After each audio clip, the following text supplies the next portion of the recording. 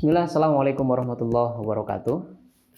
Jumpa lagi bersama podcast ABS, pastinya salah satu podcast inspiratif di masa kini, di mana kita selalu hadirkan tamu-tamu spesial, tentunya yang senantiasa memberikan tambahan ilmu untuk kita, dan juga pastinya narasumber-narasumber yang berkualitas gitu ya. Dan alhamdulillah di kesempatan pagi hari ini juga kita tentunya sudah siapkan ya narasumber untuk obrolan kita di pertemuan kali ini. Kita langsung sapa saja tamu kita di kesempatan pagi hari ini. Ada Al-Ustadz Nandi Mulyadi. Beliau adalah Kepala Sekolah SMP ABS. Kalau boleh tahu Ustadz, asal usul Ustadz Nandi.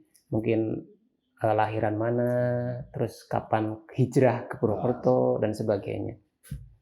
Ya, untuk asal saya sebetulnya lahir dan besar di desa yang terpencil di daerah Bumiayu, terutama di pegunungan, Desa Langkap, kampungnya Menggala. Oh, Langkap Menggala. Sebenarnya dekat deh. Kalau pakai pesawat malah bingung nurunnya nggak desa. Di daerah pegunungan. Bumiayu. Sekolah SD, SMP? Ya, SMI, jadi Madrasah Ibtidaiyah dan juga melanjutkan MTS di daerah asal, daerah kelahiran di Menggala. MTS MI-nya Mimbarul Huda, jadi yayasan di sana yang sudah lama, dan saya tinggal di sebelah sekolah itu sendiri. Berarti ini sudah sedari kecil sangat mendalami yang namanya ilmu agama, berarti? Ya, bisa bilang begitu karena memang dibesarkan di keluarga yang insyaallah taat beragama. Alhamdulillah. Walaupun mungkin bukan yang alim ulama, tapi insyaallah di situ lingkungannya mendukung. Jadi itu tahun berapa, Ustaz? 1973. 1973 berarti sudah lumayan. Sekarang berarti yang 48 tahun lah. 48 tahun. Sudah berumur. Luar biasa beliau ya. Jadi meskipun di umur yang sudah ternyata mau menginjak 50 ya. Mau kepala 5 ya. Masih kelihatan muda Ustaz. Alhamdulillah. Karena bergaul dengan anak-anak mungkin jadi hawanya terus dibuat happy. Nah, itu yang penting berarti ya, Ustaz. Jadi meskipun mungkin kerjaan kan pastinya banyak ya, Ustaz. Ya, selama ini karena di dunia pendidikan ya tidak lepas dari pengajaran, pendidikan, persiapan, program, dan tentunya berdakwah segudang lah ya dengan masyarakat juga gitu. Intinya dakwah. Siap. Jadi ya masih ada sangkut pautnya dengan pembelajaran di masa kecil. Kalau kuliah aja? Kebetulan saya setelah dari MTS saya langsung ke pesantren, pesantren Cabang Gontor. Waduh, di alumni Gontor. Daerah Bumiayu juga, tapi desanya Purwatan, Darun Najat. Di Pondok Pesantren Darun Najat itu Cabang Gontor. Setelah itu saya melanjutkan kuliah di IAIN Gunung Jati, Bandung. Dulu IAIN, sekarang UIN. Sekarang udah jadi UIN. Tahun 2000 saya lulus. Udah S1 ya? S1. Saya lulus terus ada informasi pendaftaran di Purwokerto kan gitu. Saya mendaftar, pulang kampung. Saya daftar dan alhamdulillah bisa bergabung di sini. Jurusannya apa satunya sih? PBA, Pendidikan Bahasa Arab. Jadi asumsi saya kuliah supaya tidak mikir kan begitu. Sudah punya basic pesantren kan gitu. Tinggal mengembangkan yang lain. Ternyata? Dan alhamdulillah kan gitu. Sesuai. 3 tahun sekian saya langsung lulus. Alhamdulillah, luar biasa berarti. Jadi tidak nyampe 4 tahun kan gitu. Ternyata sudah berprestasi sedari muda. S2-nya berarti di sini? Ya, setelah bergabung dengan Al-Irsyad ada program beasiswa untuk guru. Saya salah satu yang direkomendasikan untuk melanjutkan studi S2 di STAIN Purwokerto dulu. Terus saya lulus jadi IAIN. Dan sekarang melanjutkan S3 doktoral sudah menjadi UIN kan Purwokerto. Itu perubahan namanya ternyata luar biasa. Perkembangannya luar biasa. Berarti gabung di Al-Irsyad tahun berapa? 2001. 2001. Jadi kita itu sebetulnya pendaftaran di tahun 2000 Desember. Saya masuk berarti di Januarinya 2001. 2001. Itu udah mulai awal bergelut bersama Alirsat. Betul. Bareng Alirsat. Karena ada masa percobaan 1 tahun, biasa ada. Ini kayaknya perlu kita tahu juga, Alirsat dulu dengan sekarang gimana sih? Kalau luar biasa memang perkembangannya atau perubahannya. Kalau awal reformasi di Alirsat itu informasi yang saya dapatkan itu 99. Jadi menjelang saya masuk itu adalah momentum semangatnya untuk berubah. Sehingga seleksi untuk SDM calon tenaga pengajar itu amat sangat ketat dari berbagai lapisan atau tingkatan atau berbagai seleksi. Sampai akhirnya dinyatakan lulus seleksi, ada tahapan terakhir job training. Dan job trainingnya 3 bulan saja. Berarti dari dulu itu udah ada job training? Job training. Dan itu memang formulasi ideal untuk menyaring tenaga-tenaga pengajar yang berkualitas. Dan awalnya itu disyaratkan di sana diutamakan aktivis. Kalau sekarang terakhir kan nggak boleh. Ya, itu karena mungkin berbagai pertimbangan. Itu di tahun 2001 berarti. 2001. Tadi terkait perubahan secara apa ini, Seth? Kan tadi perubahan jadi dalam penyaringan SDM juga ada perubahan di situ. Memang sebelumnya gimana? Jadi dulu itu Alirsat dikenal sekolah buangan. Kok bisa, Seth? Anak-anak nakal, DO kan begitu dari sekolah tertentu, daripada nggak sekolah masuknya ke Alirsat. Jadi di Alirsat itu kumpulannya anak-anak buangan. Maka bisa dipastikan kualitasnya juga jelek, sehingga namanya pun juga jelek. Dulu kan begitu, sebelum ada reformasi tadi. Termasuk secara pengamalan syariah Islam kan begitu, dari anak putrinya kan begitu. Itu belum berkurang juga. Iya, karena Alirsat kan notabene-nya ormas Islam gitu ya. Ormas Islam. Lebih spesifik lagi orang mengenalnya mungkin itu organisasinya orang Arab. Nah, iya emang kalau kita kenal Alirsat orang Arab. Iya. Dan ternyata dulu itu sama masih belum menutup aurat kan begitu. Padahal masuk itu tahun guru-gurunya juga masih rokok kan begitu. Itu tahun 2001. Iya. Sebelum 2001. Sebelum. Karena reformasinya sekitar 2099. 2019. Jadi itu mulai ada perubahan di tahun segitu. Betul. Jadi nggak heran kalau sekarang seleksinya juga luar biasa ya. Meskipun di zaman saya kayaknya cuma nggak sebulan nih, Zat. Gitu ya. Jadi kan percepatan betulnya banyak, tapi mepet waktunya ini cuma setengah bulan jadinya. Terus awal tugas? Pertama ditugaskan SK di SD2. SD2 itu yang di Jatinangor. Yang sampingnya LPP-nya berarti. Betul. Dan dulu masih satu gedung dengan SD negeri. Jadi masih ngontrak di SD negeri. Yang paling utara gitu. Di zamannya antum berjuangnya gimana sih? Itu kan kalau kita kenal kan sekarang kalau orang siapa sih nggak tahu SD Alirsat gitu ya. Kalau dulu gimana sih? Kalau dulu memang masih tertatih-tatih, terutama SD2 kan begitu, karena ada SD1, SD2. SD2 termasuk yang tertinggal ketenarannya atau kemajuannya, sehingga disitulah saya juga dengan teman-teman yang lain berpikir bagaimana untuk memajukan sekolah. Karena saya di awal tugasnya sebagai guru bahasa Arab, maka saya memajukan pada waktu itu di pengajaran bahasa Arab.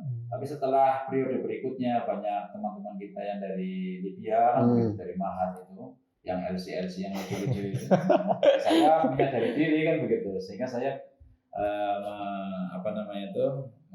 mengalihkan profesi atau fokusnya kepada yang lain.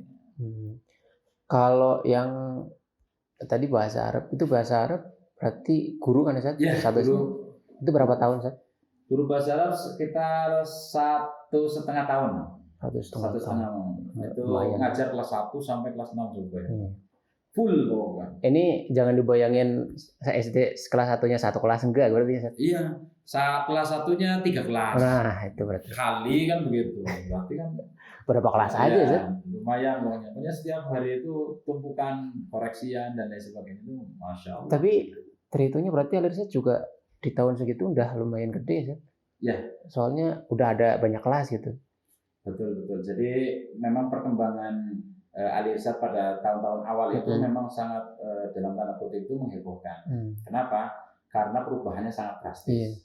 Dari komitmen yayasan dalam hal ini perubahan struktur di kepengurusan yayasan, sehingga berimplikasi pada struktur juga di sekolah, termasuk juga struktur standar guru-gurunya, sehingga dengan gurunya digarap yang berkualitas, maka pembelajarannya juga berkualitas, anak-anak didiknya juga yang berkualitas. Bahkan di tahun-tahun awal itu kita bisa mendominasi anak-anak di PPDB-nya kan gitu. Yang lain belum menerima, kita sudah memang dari awal langsung menerima, sehingga dipaksa oleh masyarakat termasuk untuk membuka penerimaan sebelum waktunya. Jadi itu sejarah awalnya begitu. Kalau sekolah lain butuh siswa, kita mah udah pasti datang gitu. Luar biasa. Termasuk yang menjadi kebanggaan kita itu siapapun pejabat pemerintah yang dimutasikan ke Purwokerto mesti mencari sekolah paling pertama Ali Irsyad. Luar biasa. Jadi udah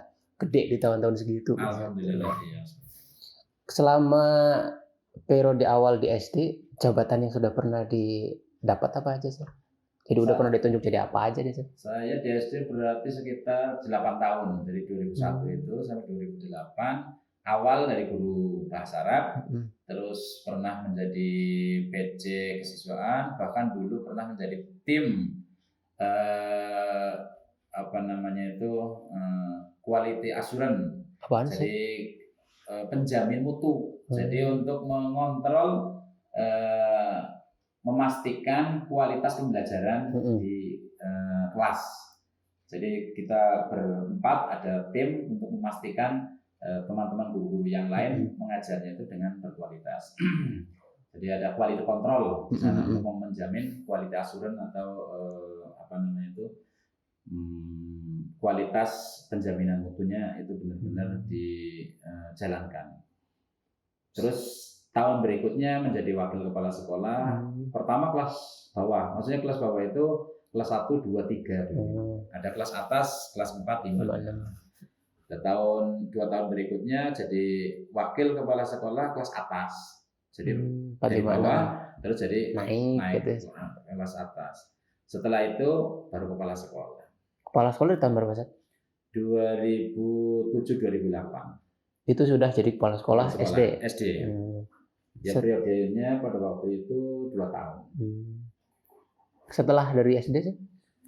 Dari SD biasa kalau di alisan tergantung kebutuhan, bisa dimutasikan atau bisa di rolling. Pernah sebetulnya sebelum jadi kepala sekolah itu saya pernah di rolling ke SMP menjadi wakil. SMP reguler? Ya SMP reguler, wakil itu sekitar 1 semester, terus dikembalikan jadi kepala sekolah. Nah setelah kepala sekolah 2 tahun, di rolling lagi ke SMP lagi, jadi wakil lagi selama 1 tahun. Setelah 1 tahun menjadi wakil kesiswaan pada waktu itu, terus pernah juga di rolling ke SD 1, wakil juga kelas 6 pada waktu itu, kelas atas, sukses UAS-PN 1 tahun, terus kembali lagi ke SMP menjadi kepala sekolah 2010-2011, kepala sekolah SMP reguler. Itu posisi udah berkeluarga belum? Sudah, alhamdulillah saya di Ali Irsyad 3 tahun, jadi langsung 1 berarti 23 ya.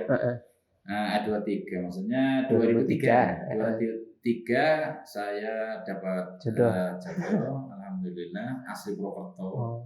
Orang Ali Irsyad juga? Oh bukan. Tapi keluarga Ali Irsyad termasuk karena apa? Istri saya mantan atau alumni Ali Irsyad. Alumninya. Jadi istri saya, adik iparnya kan gitu, keluarganya semuanya keluarga besar. Itu ya. Semuanya sekolahnya di Ali Irsyad kan gitu, ternyata kan begitu. Luar biasa. Alhamdulillah. Jadi masih satu keluarga besar Ali Irsyad gitu ya. Itu di tahun segitu berarti lumayan, Sat. Jadi udah istilahnya udah ngerasain berbagai macam jabatan gitu ya, Sat. Kalau terkait rolling nih, Sat. Kalau kan tadi udah ngerasain begitu seringnya diganti jabatan ini jabatan itu, kalau bagi antum pribadi minus plus dari rolling sendiri apa sih? Jadi dengan hikmahnya lah ya gitu. dengan ganti suasana, dengan ganti partner, dengan mengenal banyak orang, positifnya itu tentunya kita lebih dewasa dan kita bisa belajar lebih banyak dari berbagai tempat di mana kita ditugaskan. Jadi tidak hanya jumlah di satu tempat saja, termasuk juga berinteraksi dengan berbagai kalangan, terutama yang latar belakangnya berbeda. Karena SD dengan SMP itu kan berbeda tentunya, sehingga menangani anak SD dengan anak SMP juga beda. Begitu pula gurunya bergaul atau berinteraksi dengan guru-guru SD dengan guru SMP juga beda juga kan, yang dibahas, yang di trennya apa kan gitu. Nah makanya kan pastinya perlu setelan khusus gitu ya Zat. Itu kan nggak mungkin pernah ngajar TK begitu di SMP ngajar TK juga kan nggak mungkin. Jadi itulah poin plusnya. Ya intinya dengan mengambil hikmah positifnya begitu, sehingga di Alirsat itu memang harus ditekankan dimanapun tugas kita bebankan atau kita amanahkan kepada seseorang, yakinlah bahwa di situ banyak pembelajaran yang akan didapatkan, termasuk kita juga sebagai seorang dai kan begitu, dimanapun kita berdakwah, insya Allah di situ akan dapat pelajaran yang banyak. Ini pertanyaan telat sebenarnya Zat.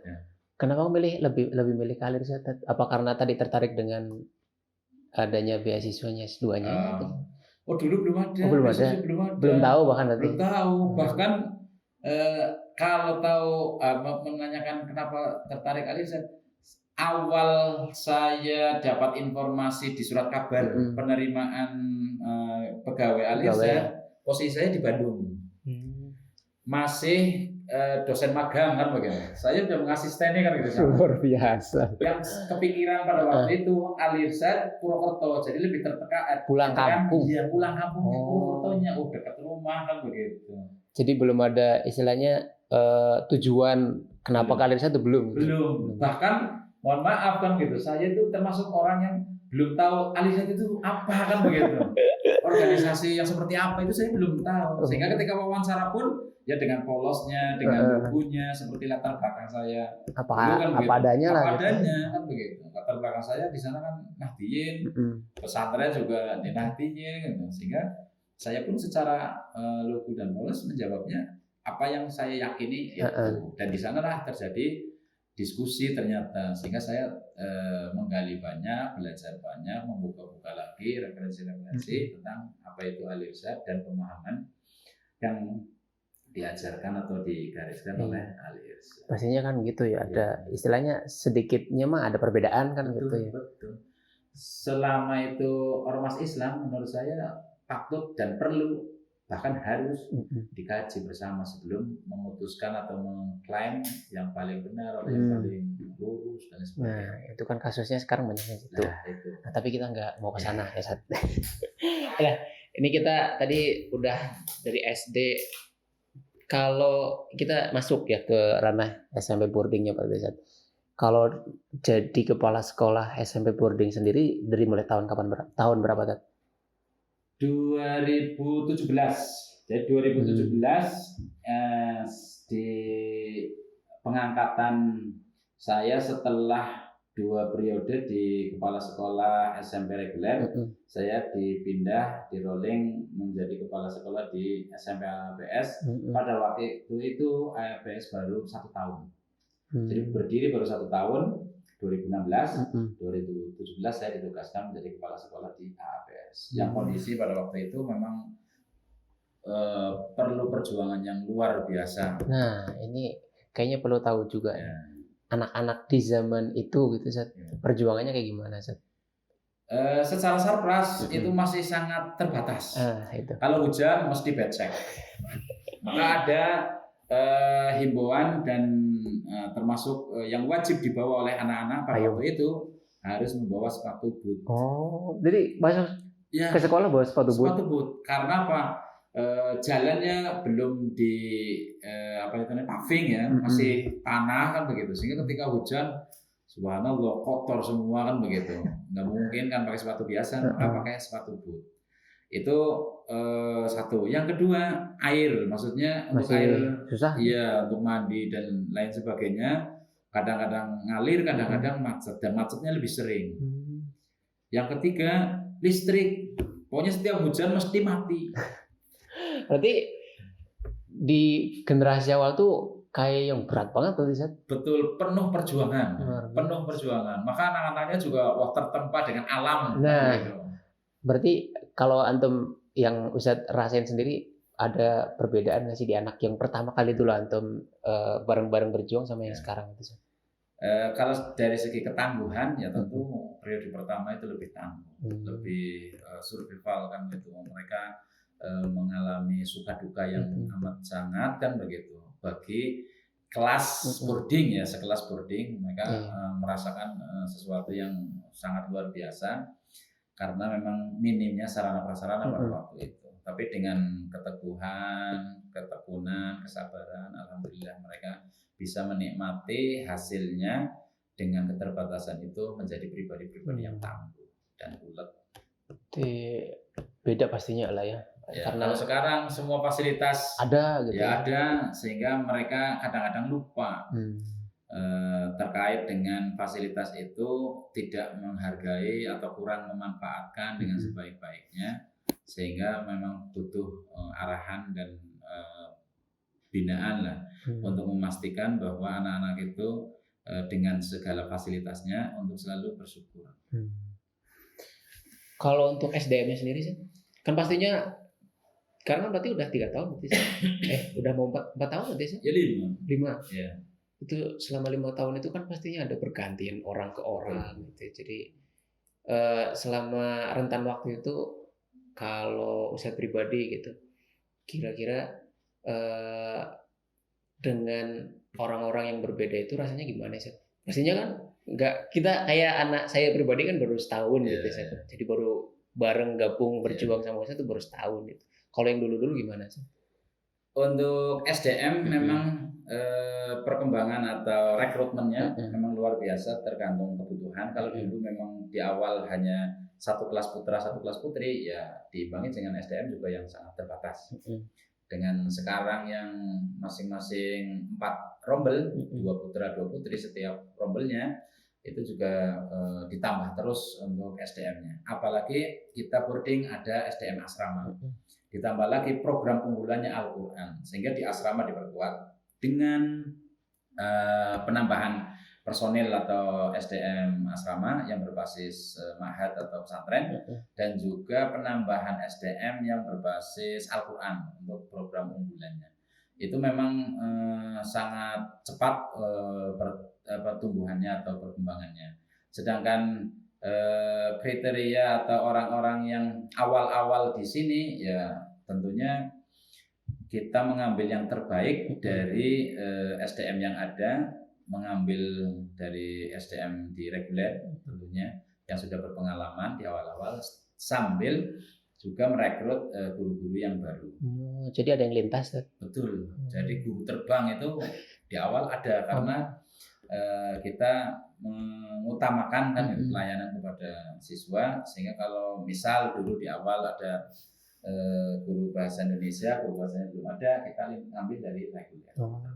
Jadi di sini 3 hari misalnya untuk ngajar bahasa Indonesia, atau guru olahraga. Karena kalau mengadakan satu guru ternyata kelasnya masih sedikit, kan itu juga nanti banyak kosong. Jadi luar biasa lah ya, dari dulu juga perjuangannya udah kerasa gitu. Selama masa jabatan udah berarti 5 tahun ini, program-program apa yang udah sudah berhasil dan mungkin masih yang sedang berjalan dan lagi dicanangkan? Tentu ada tahapan. Awal 2017 ini belum diakui oleh pemerintah. Jadi program pertama itu supaya bagaimana diakui oleh pemerintah dengan mengikutkan akreditasi. Kita pertama mengajukan dapat NPSN-nya, nomor pokok nomor NPSN, nomor pokok sekolah nasional. Kita sudah dapat, terus ada izin operasionalnya, terus kita mengajukan akreditasinya, itu secara legal formal kita sudah diakui. Terus yang kedua, setelah sudah diakui, bagaimana eksis di Kabupaten Banyumas ini dengan mengikuti lomba-lomba dan juga program. Dulu itu masih ada ujian nasional, maka kita juga membidik program sukses ujian nasional supaya sama atau syukur bisa lebih dari sekolah-sekolah yang sudah lama, dan alhamdulillah kita berhasil. Terus yang selanjutnya terkait dengan kekhususan, kita mengunggulkan program tahfidzul Quran. Sehingga ini menjadi pembeda dari sekolah-sekolah lainnya. Kita memasang target di awal itu lulus dari SMP APS 15 juz. Itu bisa jadi ciri khas gitu ya. Itulah salah satu pembeda atau program unggulan di APS ini. Dan alhamdulillah kita sudah melewati itu semua dan bahkan sampai 30 juz. Di luar perkiraan kita atau ekspektasi kita, ternyata anak-anak kita dengan dikemas berbagai macam kegiatan bisa secara akademiknya jalan maju, gitu. Secara non akademik juga, secara pelajaran umum juga bisa menguasai, secara gitu. Agama juga kita bisa unggul. Sehingga alhamdulillah dengan tahapan-tahapan itu sampai saat ini anak-anak kita sudah bisa dikenal kan begitu, saing di Kabupaten Banyumas. Di luar yang kita lihat juga termasuk yang luar biasa kan prestasi baik secara sekolah gitu maupun secara pribadi buat anaknya gitu ya. Ini satu pertanyaan terbesit juga, ini kan tugasnya banyak banget gitu ya, dari mulai kepala sekolah. Plus kepala sekolah nggak cuma istilahnya nggak ngepalain guru-guru ataupun sekolahnya, kan harus ada tugas-tugas yang lainnya. Cara membagi waktu dengan keluarga gimana, Sat?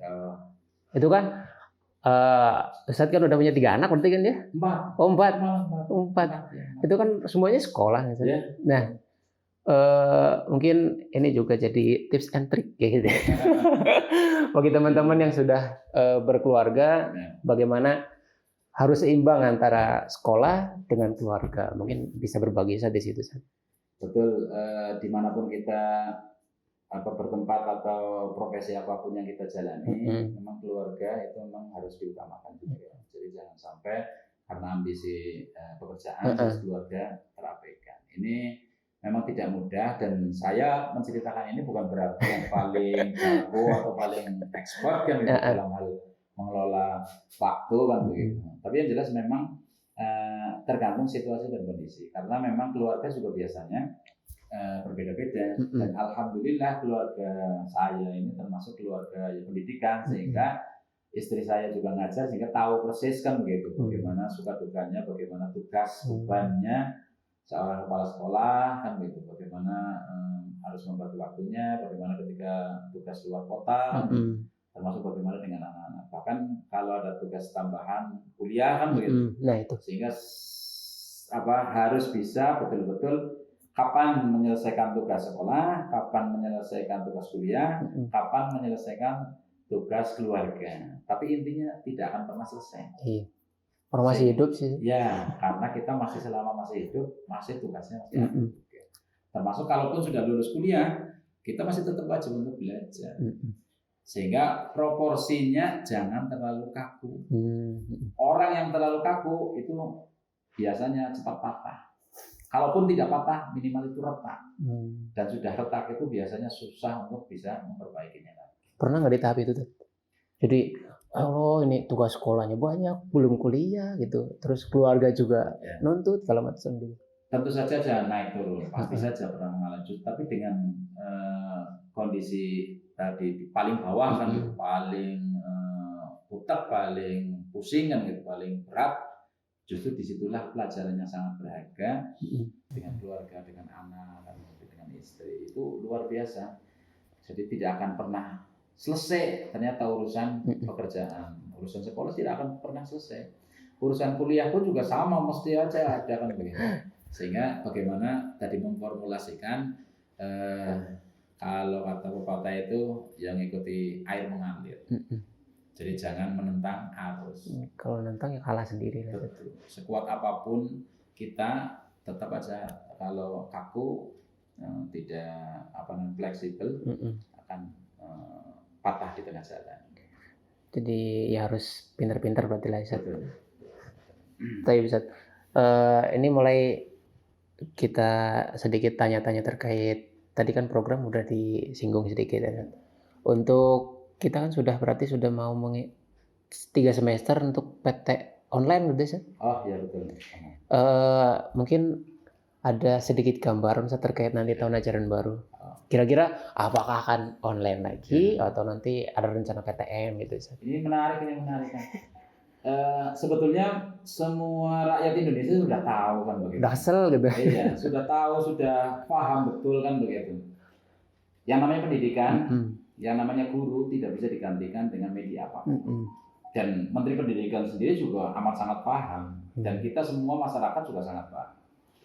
Tapi atas nama menjaga keselamatan, kesehatan, baik siswanya, gurunya, atau orang-orang yang terlibat dalam pendidikan, memang pemerintah mengambil kebijakan untuk PJJ, pembelajaran jarak jauh, artinya online kan begitu. Walaupun tidak maksimal, bahkan di surat edarannya tidak menitik beratkan atau tidak mengejar kurikulum. Tetapi apa? Sebatas anak mendapat layanan pendidikan saja. Sehingga di sana ada pilihan untuk mau pakai kurikulum yang normal, kurikulum yang modifikasi, atau mau kurikulum sendiri pun juga nggak masalah. Yang penting tetap layanan ke anak. Yang penting layanan anak belajar. Itu satu. Yang kedua, dengan adanya PJJ ini atau pembelajaran online, memang banyak juga nilai positifnya. Artinya apa? Kemajuan teknologi ini harus bisa dimanfaatkan dan sebaik-baiknya. Tapi ingat, kebaikan ini pasti akan dibarengi juga dengan keburukannya. Dan ini yang biasanya juga lupa juga. Bahkan terkesan tutup mata pemerintah itu terkait dengan keburukannya. Dan itu sudah bisa dipastikan, pasti ada. Ada pasti. Dan semua orang juga meyakini PJJ ini banyak sekali madorotnya, di samping dari manfaatnya. Lah, tinggal bagaimana kita bijak mensikapi kebijakan ini. Karena ya dilematis, satu sisi kalau kita memaksakan diri untuk masuk, siapa yang bisa menjamin juga. Tapi ketika juga terus-terusan PJJ online, siapa juga yang menjamin anak-anak itu akan bisa menjaga akhlaknya, menjaga ibadahnya, menjaga tingkah lakunya, apalagi dengan paparan-paparan konten-konten yang tidak bisa dijamin, siapapun nggak bisa menjamin aman kan begitu. Mungkin nilai akademik mah bisa lah gitu ya, tapi nilai moral akhlaknya itu yang kadang kayaknya sulit gitu ya. Kan guru juga istilahnya nggak bisa langsung kontrol gitu ya. Orang yang kadang pas meet aja pas kita mau diarahin nggak bisa gitu, apalagi yang nggak kelihatan sama sekali gitu. Jadi masih ngikutin pemerintah lah ya. Ya intinya kita sepahit apapun keputusan dari pemerintah, kita akan berusaha mengikuti, walaupun mungkin desakan dari beberapa orang tua juga ingin PTM, kita berusaha memahamkan. Dan kita sendiri juga belum yakin, kalaupun PTM, apakah itu menjadi solusi satu-satunya dan tidak ada kendala. Di samping kejenuhan itu yang banyak mendorong ya dari orang tua untuk segera PTM. Tapi apakah juga dengan kejenuhan itu terus dilampiaskan silahkan PTM terus nanti menjadi solusi juga kan begitu. Sehingga kita memang berusaha semaksimal mungkin, kita harus bisa mengendalikan situasi, jangan kita yang dikendalikan oleh situasi. Iya pastinya itu anak intinya. Pastinya anak kan juga nggak, orang udah setahunan sama HP sama laptop gitu, tiba-tiba dipisahin, wah berontak gimana sih? Ya, itu salah satu pemikiran untuk merecovery pembiasaan yang selama ini dengan gadget kan begitu ya, dengan pindah pisah lagi sama sekali kan begitu. Itu sebuah PR yang besar juga. Nanti ketika pun boleh PTM harus ada orientasi perilaku anak-anak di samping perilaku lingkungan, karena pisah dengan orang tua. Jadi PR-nya ada 2 minimal. Jadi orientasi terkait dengan perpindahan kebiasaan, terus yang kedua perpindahan dengan pisah orang tua. Itu udah disiapkan sama sekolah sih? Betul, itu menjadi PR utamanya. Jadi bukan ke kurikulum dulu. Kalau kurikulum insya Allah nanti bisa berjalan kemudian ketika anak sudah stabil. secara emosional stabil, tidak marah-marah terus, tidak kebayang terus sama HP-nya. Biasa gitu. gini. Terus yang kedua, stabil secara mental. Jadi memang betul-betul sudah siap. Jadi istilahnya mau dikembalikan ke setelan pabrik dulu anaknya gitu ya. Betul. Apalagi yang udah pernah di boarding tahunan, balik ke rumah gara-gara corona, balik lagi gitu. Pastinya perlu pembiasaan ulang gitu ya, Seth. Ini karena kita mengingat waktu ya, Seth. Pertanyaan terakhir mungkin, Seth. Kesan dan pesan selama di boarding, Seth. Jadi selama antum menjabat ini, kira-kira apa aja sih yang sudah antum pernah rasakan gitu? Baik itu mungkin ke sekolahnya, SDM-nya, atau mungkin lika-liku dalam menjabat sebagai kepala sekolahnya. Sebetulnya untuk di kehidupan dimanapun atau ditugaskan di unit manapun, pasti saja ada suka dan duka. Tinggal kita bagaimana mensikapinya. Yang paling saya suka, karena ini memang lembaga Islam, apalagi ini berbasisnya boarding, pesantren, suasana keagamaan. Jadi siapapun yang males, misalkan puasa sunnah atau sholat sunnah, kalau ke boarding sini, insya Allah akan ke bawah suasananya. Sehingga sholat duha bisa tidak usah diingatkan, oh sudah temennya lihat ada yang sholat duha, kita jadi ke bawah gitu ya. Itulah suasana yang sangat berkesan. Yang kedua, kekeluargaannya. Karena kita di boarding ini ya kebetulan juga masih sedikit kan begitu ya, sehingga setiap hari ketemu, saya setiap hari berinteraksi, sehingga terjalinlah keakraban. Bahkan bisa jadi menambah durasi kegiatan lain di luar kegiatan sekolah. Ya mungkin futsal, jalan-jalan kan gitu. Atau mungkin sparring, mau bulu tangkis, mau apalah intinya. Bahkan mungkin bisa juga di waktu sela-sela kan gitu, bisa melampiaskan hobi-hobi yang terpendam kan gitu, suaranya bagus kan gitu. Konser gitu. Ya, bisa konser, bisa kiroan gitu. Dan lain sebagainya. Itulah keakrabannya tidak bisa dimiliki di yang lainnya. Jadi walaupun dalam suasana kerja, tetapi tetap happy, bisa menikmati maksudnya. Itu yang saya rasakan di sini. Yang dukanya ya ada saja, yang namanya orang dengan berbagai latar belakang, entah itu daerahnya yang berbeda dari Jawa Tengah atau dari Jawa Barat kan begitu, atau dari luar Jawa bahkan. Ya tentu saja untuk memahamkan atau menyamakan itu memang butuh waktu, kesabaran, sehingga tidak jarang kan begitu kita harus menjelaskan lebih intensif sehingga kadang-kadang bisa makan hati kan begitu. Tapi insya Allah setelah dijelaskan, ya alhamdulillah bisa memaklumi semuanya. Itu secara emosional bisa diselesaikan dengan baik karena niat kita mendidik anak-anak kita. Yang ketiga itu biasanya berhubungan dengan orang tua.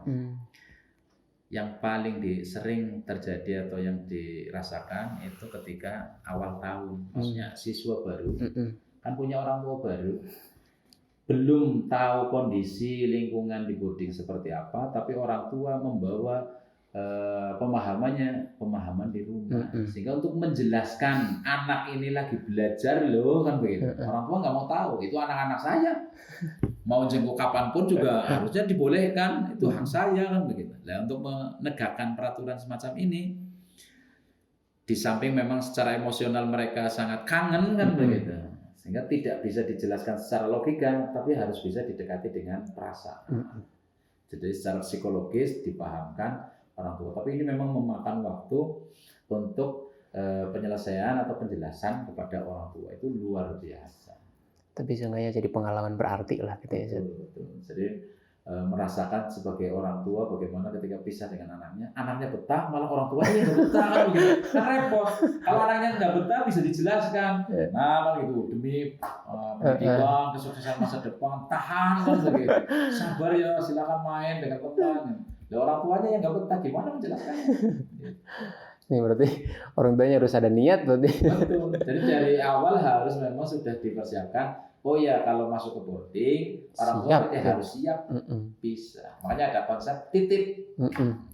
Titip anak ke orang. Iya, harus ada titip. Tapi Luar biasa. Syukron atas ilmunya hari ini Ustaz. Jadi pengalamannya dan juga pastinya lika-liku atau perjuangan selama di Al-Irsyad ini semoga bisa jadi tambahan motivasi untuk kita-kita yang masih awal gitu ya di Al-Irsyad ini. Dan nampaknya pemirsa kita sudah masuk di sesi akhir. Terima kasih banyak sudah menyimak acara ini dan semoga mungkin bisa ada obrolan-obrolan lain di pertemuan berikutnya Ustaz. Kita cukupkan untuk hari ini. Wallahu a'lam bishawab. Syukran sekali lagi Ustaz atas ilmunya hari ini. Assalamualaikum warahmatullahi wabarakatuh. Waalaikumsalam.